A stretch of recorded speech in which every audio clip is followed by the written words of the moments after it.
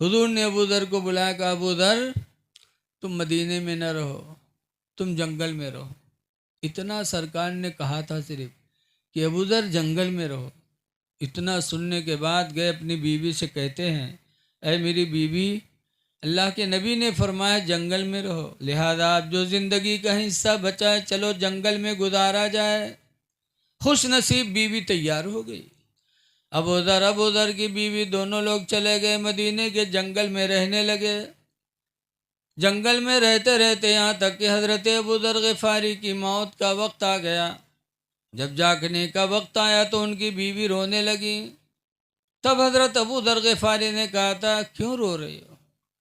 تو انہوں نے کہا تھا کیوں نہ رو، جنگل میں میرے سوا کوئی نہیں ہے اور آپ کی جاگنے کا وقت ہے۔ اگر جنگل میں آپ کو موت آئے تو میں اس لیے رو رہی ہوں کہ میں عورت ذات ہوں، میں کیسے تمہاری نماز پڑھوں گی، کیسے تم کو دفن کروں گی، تمہاری تجہیز و تکفین کا مسئلہ سوچ کر مجھے رونا پڑتا ہے۔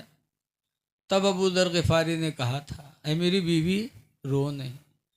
رسول اللہ صلی اللہ علیہ وسلم نے ایک دن صحابہ میں تقریر کیا تھا تو فرمایا تھا کہ میرے صحابی میں ایک صحابی ایسا ہوگا جسے جنگل میں موت آئے گی، اس کو دفنانے کے لیے نورانی چہرے والے گھوڑ سواروں کی جماعت آئے گی اور وہ کفن دفن کریں گی۔ ہو سکتا ہے میرے پیغمبر نے میرے بارے ہی میں کہا ہو۔ یہ کہا اور تھوڑی دیر کے بعد حضرت ابو ذر غفاری کی روح نکل گئی۔ ان کی بیوی کہتی میں انتظار ہی کر رہی تھی کہ اتنے میں نورانی چہرے والے گھوڑ سواروں کی جماعت کفن کے ساتھ آ گئی اور انہوں نے میرے شوہر کی تجہیز و تکفین کیا۔ اب اس میں دو تین باتیں ہیں۔ ایک تو یہ کہ صحابہ کو نبی سے اتنی محبت تھی کہ کہہ دیا جنگل میں رہو، تو پوری زندگی ابو ذر غفاری نے جنگل میں گزار دیا۔ اور آج ہم مسلمان ہیں، بار بار حکم ہے اقیم الصلاۃ نماز پڑھو، لیکن ہم نہیں پڑھ پاتے۔ دوسری بات یہ ہے کہ صحابہ کسی کو دین سے الگ ہوتا ہوا دیکھنا گوارا نہیں کرتے تھے، فوراً ٹوکتے تھے۔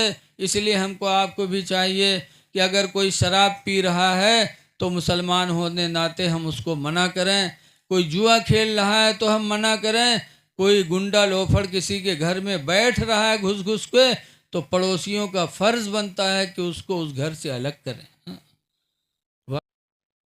موت آنی برحق ہے، جیسے کسی کہنے والے نے کہا ہے کہ کوئی گل باقی رہے گا نہ چمن رہ جائے گا، کوئی گل باقی رہے گا نہ چمن رہ جائے گا، ایک رسول اللہ کا دین حسن رہ جائے گا، ہم سفیر و باغ میں ہیں کوئی دم کے چہچہے، ہم سفیر و باغ میں ہیں کوئی دم کے چہچہے، اور بلبلیں اڑ جائیں گی سونا چمن رہ جائے گا۔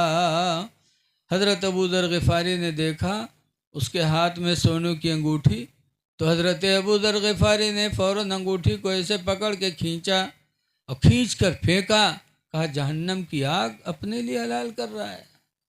یہ کہہ کے چلے گئے۔ اس کی انگلی میں تکلیف ہوئی تو اس بارگاہ نبی میں گیا، وہ آدمی کہنے لگا اللہ کے رسول ابو ذر منع کرتے تو میں نکال دیتا، لیکن انہوں نے تو اس طرح کھینچا کہ میری انگلی میں تکلیف ہو گئی۔ حضور نے ابو ذر غفاری کو بلایا، کہا ابو ذر اتنی سختی نہ کیا کرو۔ خیر بات ختم ہو گئی۔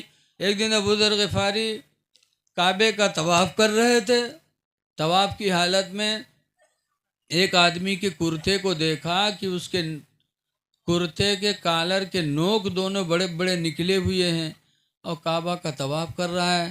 ابو ذر غفاری نے دیکھا اور اس کا گریبان پکڑا اور کالر نوچ کے پھینک دیا، کہا اللہ کے گھر میں اور گھمنڈ کا لباس، پھینک دیا نوچ کے۔ ان کے گردن میں خراش آئی، گئے حضور کے پاس، کہنے لگے اللہ کے رسول ابو ذر منع کرتے میں مان جاتا، لیکن انہوں نے تو اس طرح پکڑ کے پھاڑا کہ میری گردن میں خراش لگ گئی۔ ورنہ اگر یہ کہہ دیا کہ فلاں جانے ہم سے کیا مطلب ہے تو خدا کے گھر جواب دینا پڑے گا۔ صحابہ کی یہ سوچ نہیں تھی۔ ایک دن حضرت ایک صحابی ہیں، مدینہ منورہ کی ایک راستے سے جا رہے تھے، 4-5 یہودی ایک عورت کو چھیڑ رہے تھے۔ انصاری صحابی نے دیکھا تو یہودیوں سے مخاطب ہو گئے، کہا سنو، یہ پتہ نہیں کس کی بہن ہے، کس کی ماں ہے، کس کی بیٹی ہے۔ کسی عورت کو ہاتھ لگانا ہمارے اسلام میں جائز نہیں ہے۔ ایسا نہیں ہو سکتا کہ تم اس عورت کی عزت پہ حملہ کرو۔ وہ یہودی انصاری سے لڑنے لگے، وہ انصاری بیچارے لڑتے لڑتے یہودیوں سے شہید ہو گئے۔ اسی میں وہ عورت موقع پا کر اپنی عزت آبرو بچا کے چلی گئی۔ پتہ چلا کہ مدینے والے وہ ہیں کہ جنہوں نے دوسری کی ماں بہن بیٹی کی عزت کی حفاظت کے لیے جان تو دے دیا، لیکن کسی کی ماں بہن کی عزت پہ حملہ ہونا انہوں نے گوارا نہیں کیا۔ اس لیے ہم کو آپ کو چاہیے کہ ہم اپنی بھی ماں بہن بیٹی کی عزت بچائیں اور دوسری کی ماں بہن بیٹی کی عزت کو بچائیں۔ میرے دینی بھائیوں، جیو تو مسلمان بن کے جی لو۔ آج ہم میں تم میں کتنے لوگ ایسے ہیں جو ناپاک ہی رہتے ہیں۔ اللہ فرماتا ہے قد افلح من تزکا، وہ کامیاب ہو گیا جس نے پاکی حاصل کر لی۔ اگر کامیابی چاہتے ہو تو پاک و صاف رہو۔ حدیث پاک میں حضور فرماتے ہیں طہور نصف الایمان، پاک رہنا آدھا ایمان ہے۔ آدھا ایمان تو پاکی میں، اور پاکی سے محبت پیدا ہوتی ہے۔ اللہ نے فرمایا وَيُحِبُّ الْمُتَطَهِّرِينَ، اللہ پاک رہنے والے لوگوں سے محبت کرتا ہے۔ جب اللہ پاک بندوں سے محبت کرتا ہے تو انسان بھی پاک لوگوں سے محبت کرتے ہیں۔ جیسے کہ ہم اور آپ نے دیکھا ہوگا، کسی کے گھر کوئی مہمان جاتا ہے، اگر چھوٹا بچہ صاف ستھرا بن کے آتا ہے تو مہمان اس سے پیار کرتے ہیں۔ اگر یہ میرے لڑکا گھر میں سے نکلی آؤ جی کے ناکے بلو بلو بہائے تو اسے کوئی پیار کرے گا؟ پاکی ایمان میں داخل ہے۔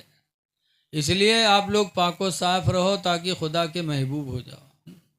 بہت سی ہماری ماں بہنیں ہیں جہاں مدرسہ میں کہ ماں صاحب تیری تبیج بنائے دو، پوچھو کا بات تو کہیں ہمارے یہاں گڈوا کبا کے تو ہمارے وہ لگ نگاہ نہیں اٹھا تھا۔ اب بتاؤ مہینہ نہائی ہو نہ تو نگاہ اٹھی؟ صفائی ایمان کا حصہ ہے۔ اس لیے پاک و صاف رہو، خدا جانے کس وقت بلاوا آ جائے۔ کامیاب ہے وہ شخص، نماز تو فرض ہے لیکن نماز میں خشوع کرنا بھی فرض ہے۔ اس لیے لوگوں دل سے نماز پڑھو اور حلال روزی کھاؤ۔ رزق حلال بہت ضروری ہے۔ جب تک ہم حلال روزی نہیں کھائیں گے ہمارے دلوں میں خوف خدا نہیں پیدا ہوگا۔ اذانیں ہوتی رہیں گی، مسجدیں سونی پڑی رہیں گی۔ صحابہ کے اندر کتنا درد تھا۔ ایک صحابی تھے جن کا نام ہے ابو دجانہ، حضور کے پیچھے 5 وقت کی نماز پڑھتے تھے، لیکن فجر میں بہت جلدی بھاگتے تھے، جیسے نماز ختم ہوگی بھاگیں۔ ایک دن صحابہ نے شکایت کیا کہ اللہ کے رسول ابو دجانہ بہت جلدی فجر میں بھاگتے ہیں، تو حضور نے ابو دجانہ کو روکا، کہا فرمایا ابو دجانہ تم بہت جلدی فجر میں واپس جاتے ہو؟ تو انہوں نے کہا تھا اللہ کے رسول میرے بغل میں ایک پڑوسی ہے، میرا آنگن اس کا آنگن ایک ہے، دیوار پردے کی صرف ہے۔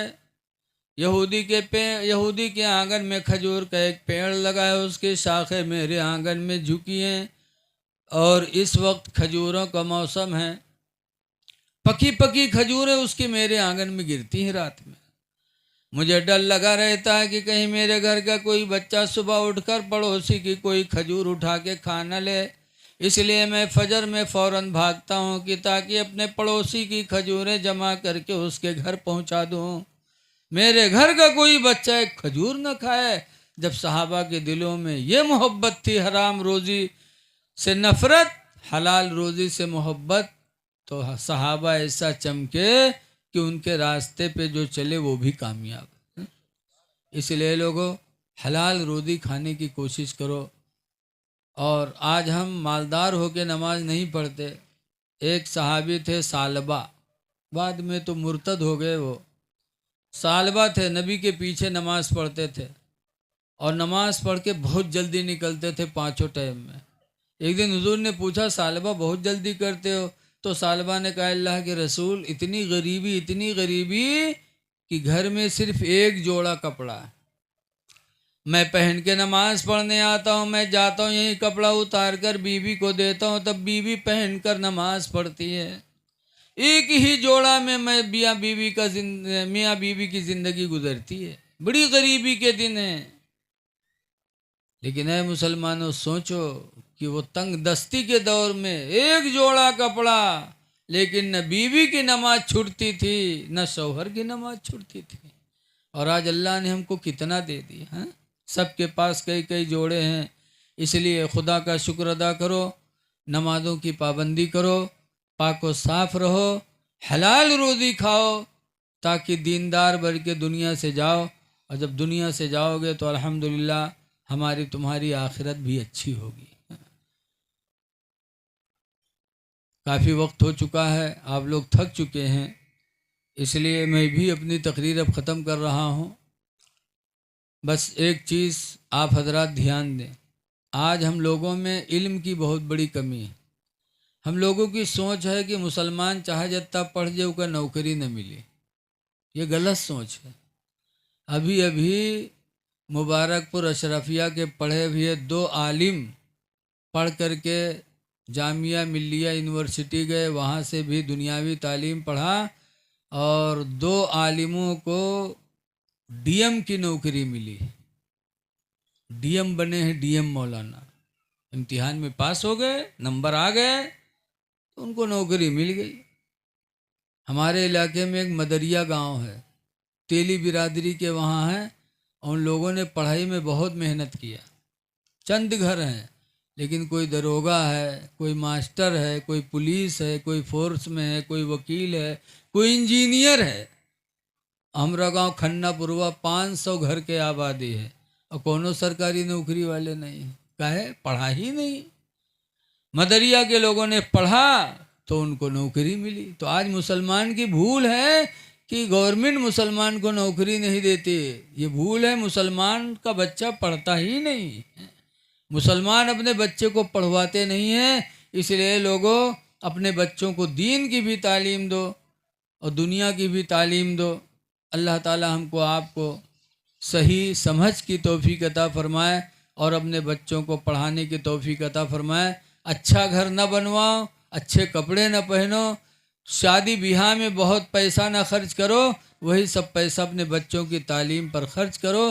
حضور فرماتے العلم نور، علم روشنی ہے، بغیر علم کے انسان اندھیرے میں رہتا ہے۔ اللہ اس محفل کو قبول فرمائے، اور ہم کو آپ کو نماز کا پابند بنائے۔ کھڑے ہو جائیے، صلاۃ و سلام پڑھ لیجیے۔